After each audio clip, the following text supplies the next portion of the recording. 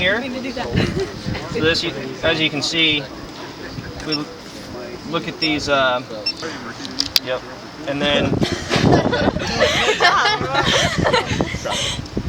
And then I was actually able to use this to track somebody all the way through the woods, even while the foliage was still on.